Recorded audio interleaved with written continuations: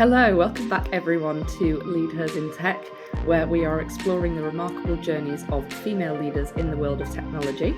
I am thrilled to introduce you today to an absolute powerhouse, Elaine Tyler, the CEO and founder of Venatrix. With her passion and vision, Elaine has turned Venatrix into London's #1 SDR and sales talent partner and is well on the way to doing the same thing globally. Elaine is helping some of the fastest growing tech companies build their teams.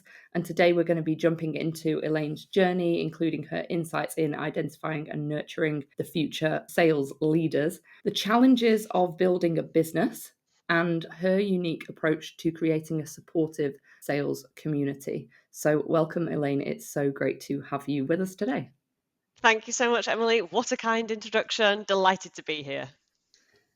For our starting point, some of the main things that I would like to cover today, based on your experience in the hiring side, I want to talk about how we can create diverse hiring processes. And then once we've done that, I want to kind of dig into more about the way that you're leading your team, because I'm seeing such brilliant things about the environment that they're in and that you're creating there. So to start with, I guess from a holistic perspective, what would you say some of the challenges are in creating diverse teams, especially in the software space, which is typically not historically been that diverse?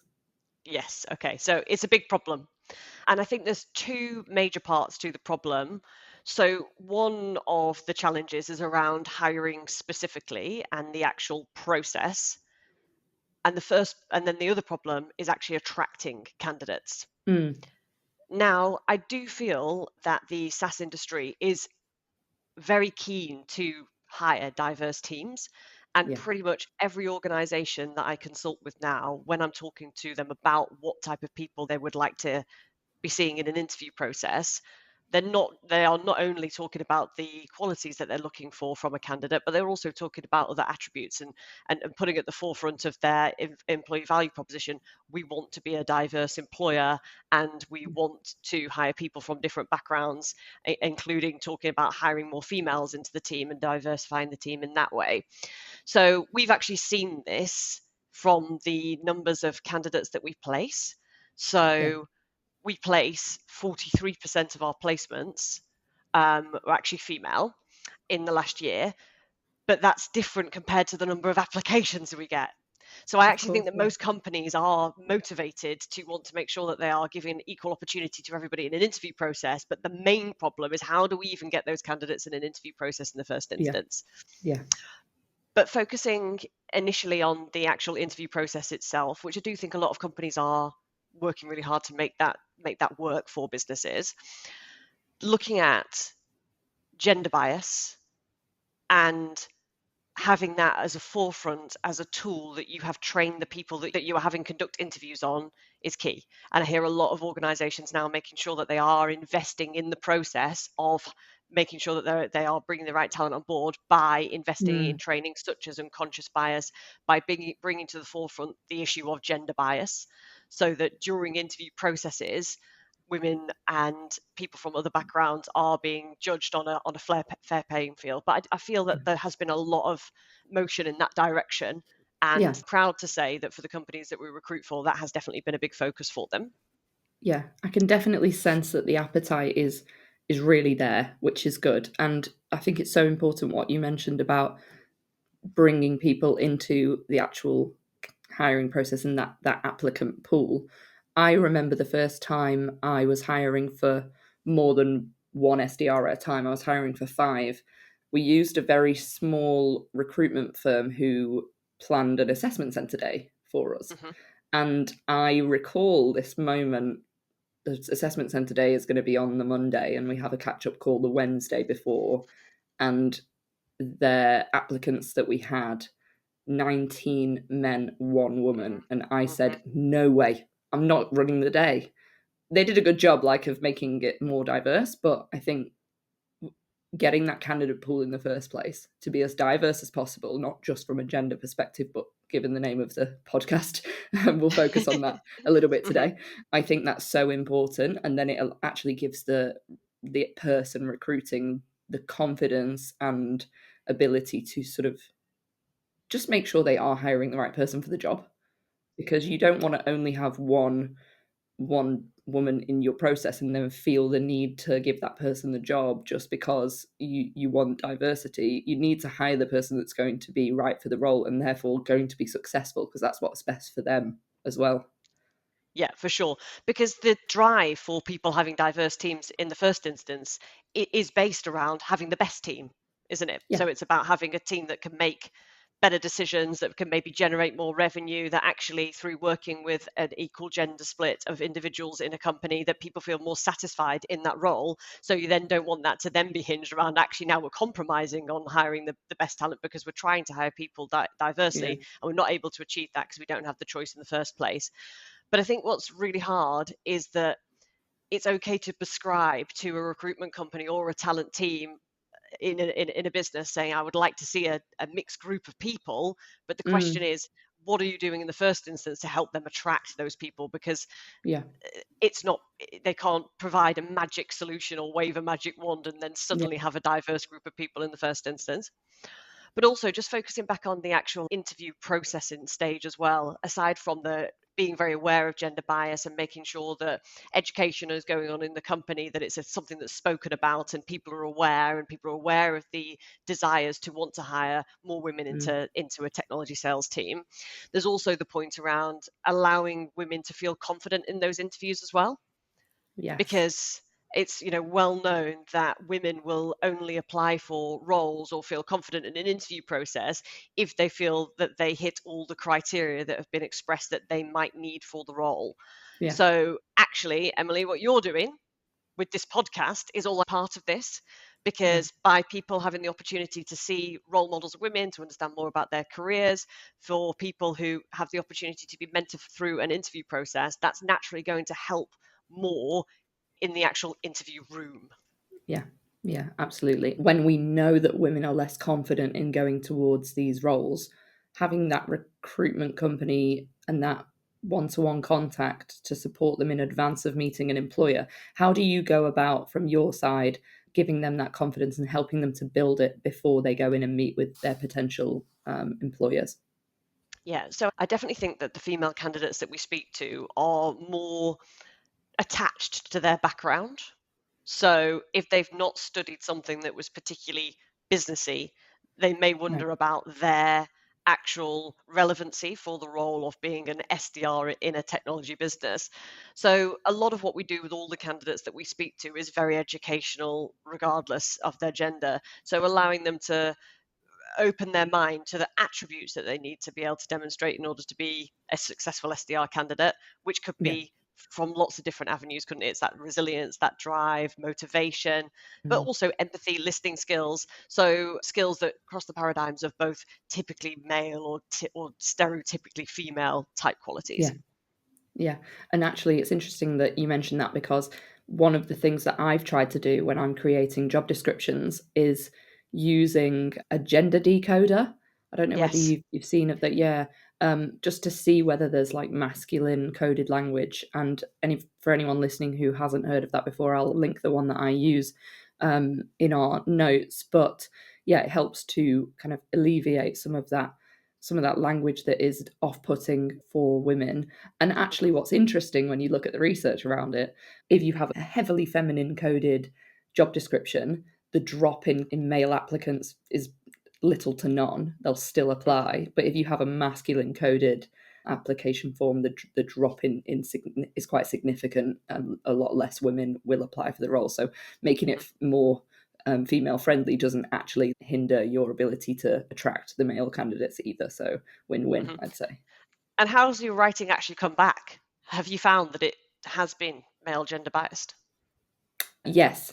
And what's interesting actually is that you can see exactly what words are contributing to that. And some of the words are very, very interesting, like leading, leader, like those two are very key ones, which often when you are in a fast growth startup company or a high growth tech firm, we're writing things like, we're the leading company in this. What I ended up having to do is look at what's our generic intro about the company.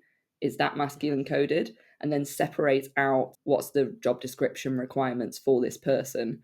And that's the area I have personally focused as much as possible in making that less masculine coded. And so adding more terms in about like the support that you get from colleagues. But yeah, there's a whole list of words that it shows you, which is good. Yeah, and then I tell you what's another interesting point that comes off from those job descriptions being feeling naturally masculine or naturally feminine, is that there's another step within an organization, which is then not just hiring females into roles that would typically be considered attracting female candidates. So, for Yeah. example, if you're a business and you're set up operationally and from a support perspective with lots of females in those positions, that might actually be Mm, off-putting for a female looking to apply to that business, because it's going to suggest that there's a gender bias in other parts of the business, not necessarily just to do with sales. And you can yeah. actually look at your advertising there and think, are we actually excluding male applicants from applying for these roles by the language Yeah. we're using in those adverts as well? Because for female candidates to feel very comfortable that the company is an advocate of females across all areas of the business, they want to see diversity in every department, Yeah. not just Yeah. sales. Of course, because it's an indication in general of how the business is looking at diversity as a whole. Because there are other teams, so we're talking about sales because that's kind of where we're focused in. But Yeah. there are other teams where it goes predominantly the other way: marketing, HR, people teams. There's typically more females in roles in that section of the business. So you're absolutely right there. Gender coding, that's just one example. Mhm. What else can the employer side do, and what conversations do you have with employers that you're working with to try and encourage them to be more attractive as a company from a diversity perspective? Yeah. So I think what can happen in an organization that's very early on in establishing their team is they know they want to have gender diversity, and then they'll say to me, please can you provide us a pool of gender diverse applicants for our assessment process? And then I'll say, okay, what are you doing internally that's going to help us attract those candidates? And depending Mm, on the company and like where they are on the journey, that can sometimes be met with a, oh yeah, like hadn't really thought about that. I thought I was just going to ask you to do it. yeah, But I was just saying before, we can't wave that magic wand. So it's about companies thinking about, okay, how does our company appeal to female candidates? And there's lots of different ways that they can do this. But going back to the other teams, we're looking at sales teams that we've mentioned. We're talking about operational support teams, but actually the biggest driver of females wanting to apply to an organization is somebody female in the leadership team. yeah, Now, as much as I've said that we can't wave a magic wand, organizations can't wave a magic wand either, can they? And suddenly yeah, have a female in their leadership team. yeah, But there are obviously things that you could be doing to help affect that outcome. So, a bit to the point of mentorship. So, are you already identifying people within your organization, if you do have them at a lower level, and having in place the opportunity to coach them and give them the confidence that doesn't mean that they're going to be excluded or not feel confident to apply in the future. So you're kind of future proofing your planning. If you don't have that, can you create a scenario where there's lots of male advocacy for female leaders in the business? So taking back to an example mentioned previously, a business that we placed 53 candidates with over a 4-year period, so a business that we know very yeah, well. One of the things that they focus on in order to show their support of females in the workplace is taking initiatives that are meant for females very seriously and putting a lot of effort and energy into them. So, for example, I went to an International Women's Day event with them this year, 8th of March, yeah, spoke on a panel. There were male leaders in the room. This is a big commitment for a company because it's a day, it was a day's worth of time. It was lots of organization. It was identifying people who'd be able to speak to the yeah, subject matter of women in sales. And I think showing that support, getting behind yeah. initiatives like that is a Would be, way of showing to the market we support this, even though we don't have it now. It's on our roadmap and it's a key focus mm, for us. yeah. I think that's such a good point. Yeah. So one thing that you mentioned then about getting yourself out there, showcasing yourself publicly. If a company has not done that ever before, how are they going to start that process? You can't suddenly run a panel with loads of women on International Women's Day and have Yeah. a really broad audience. If you're speaking to someone, one of the examples you gave was maybe some companies say, oh gosh, I hadn't thought about that. Mhm. Is there something that's more entry level that companies can do to start that process? for definite. So even if you don't have senior leaders in the business, or even women in sales yet, where else do you have women in the business, and how can you put them to the fore of the advertising or the Yeah, assessment process that's going to give, again, females the confidence that there is a desire to want to have a diverse team. yeah, So for companies where I speak to them, and they are an all male team who are looking to assess candidates to hire as SDRs, and they've said to me, I want to hire females, I said, well, we need to include some females in the interview process then. yeah, So yeah, where else can we find them from? Marketing, finance, wherever it may yeah. be, who can give their experience and just, be an ally for that candidate from a Yeah. gender perspective in the interview process. Even if it's a cultural interview or something, because that's quite common Yeah. now, cultural interviews, isn't it? So it doesn't have to be somebody who understands the ins and outs of the role that's being hired for. Yeah, absolutely. And maybe, maybe that person is in finance, and maybe next International Women's Day, you post an interview about this lady who works in the finance team and what's made her Yeah, successful in her career. And it's not that much to do that. It's very light touch. It's not necessarily a panel, but for a candidate who is coming to meet your business for an SDR or any other role in sales, they start picking back through your LinkedIn content. And then that's just going to give them that indicator that internally yeah. within the business, this is a subject being spoken about and prioritized.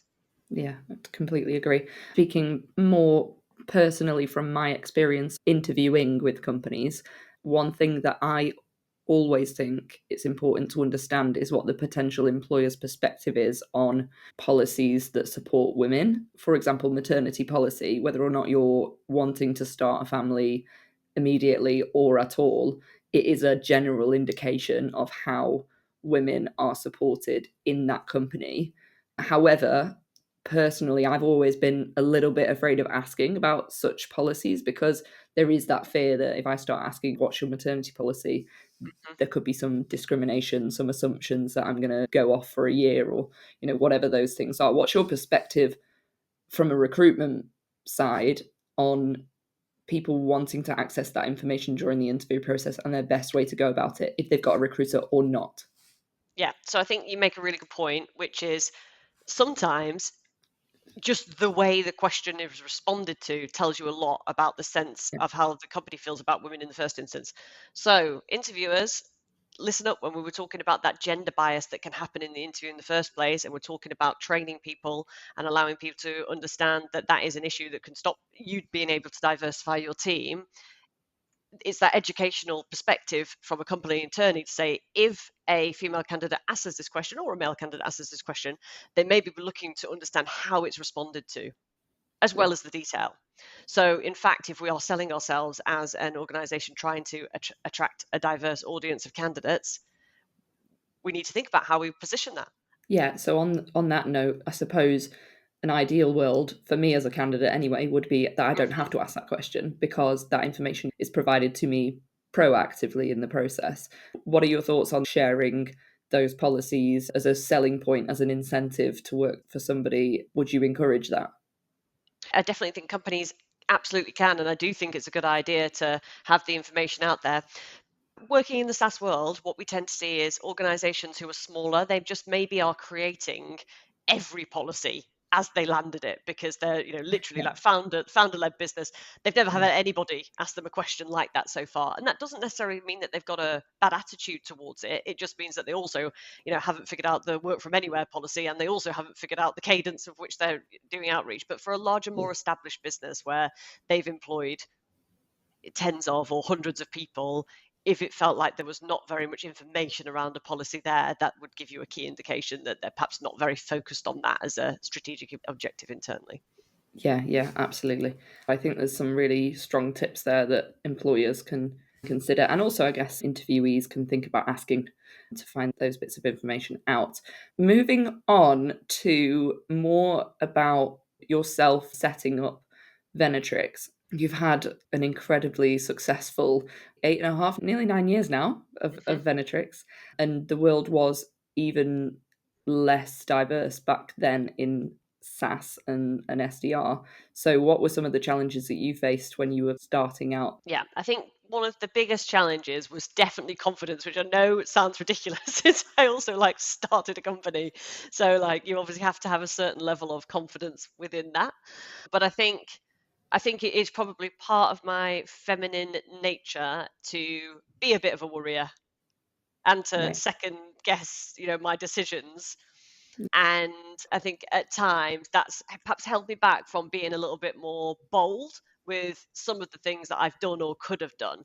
But equally, at the same time, it has allowed us to, steadily grow a company. So I think for, everybody's biggest strength can be their biggest weakness. And so I think that's probably mine, that like very kind of cautious approach at times. But like I say, it has obviously kept us in a great place for a long amount of time. Yeah, Um, absolutely. yeah, I haven't necessarily felt any, disadvantages from being a female in my position. But I think, the older you do get, sometimes it can be more obvious when you are sat in more male rooms, and Mm, perhaps notice it a little bit more yeah, the longer my career goes on, probably because I'm like getting increasingly more senior and spending more and more time in senior meetings where perhaps women have peeled out of the workforce, unfortunately, maybe to do with childcare situations, etc. yeah, So, I mean, I obviously always see my being female as like a superpower in these situations, and in many mm, situations previously, because I think maybe sometimes have greater empathy, listening skills, driven for different reasons. So I yeah. always like to bring that perspective to the meetings or interactions that I have, basically. Yeah, yeah. And one thing that I think is important from what you mentioned about women sometimes peeling out of the workforce because of the childcare issues or family situations in general. One thing I love seeing from your team is how flexible it looks like the environment that you've created is for people who are going through major life moments. From what I've seen, all of the people who you've got working for you at Venatrix have incredible personal brands. That's amazing to begin with. But I am constantly seeing them posting about the flexible working and supportive environment that you have curated over there. A recruitment company, and certainly my recruitment company, is a very intense sales environment. And for some companies, they may feel that their role can't be done flexibly, and that might be the case for some roles. We have to accept that. But for the roles that can be, I think you would want to be selling that, in Yeah, fact, and you'd want the opportunity to talk about it if it was a genuine motivation for you to want to yeah. hire a diverse team. I think the good thing is that you get to interact with so many people who go on to work at so many different businesses, passing on this great example setting. And so I'm just giving you a compliment here. I think that's great. I think we've managed to dig into some important topics today. And for anybody listening who is an interviewee, there's some really good tips there on how to consider asking things that will help you understand whether a company is pro diversity, but also loads of incredible tips for employers to think about how their brand is being perceived. And a really good takeaway from me was the point that you made around the way in which the question is answered is almost as important, if not more important, than the words that are said, because often the words that are said are like words that have been pre-scripted. And so I think that was a really good takeaway for me, and hopefully is the same for the people who are listening. So thank you so much for that really brilliant advice. I think you are doing great work at Venatrix. I'm looking forward to seeing how it evolves. So thank you for joining us. Thank you so much, Emily. Thank you. Thank you so much for tuning in to today's episode of Lead Hers in Tech. Your support means the world to us, and we're incredibly grateful for the opportunity to share these empowering stories with you. If you're listening on a podcast platform and you believe in our mission to amplify the voices of women in tech, please take a moment to leave us a rating. It really helps us grow and reach more listeners. And don't forget to subscribe and share this episode with others. Anyone watching on YouTube, engagement makes a big difference, so please subscribe to our channels and give this episode a like and share. If you resonated with any of the topics today or have some similar experiences, then we want to hear from you in the comments section. Let's keep the conversation going. Your contribution is not just a favour, it's a powerful step towards change. Remember, every story shared and every voice heard can ignite a spark in someone's career. So, if you know an amazing woman with a story that needs to be heard, please nominate them. Thanks again for listening and for being part of this journey.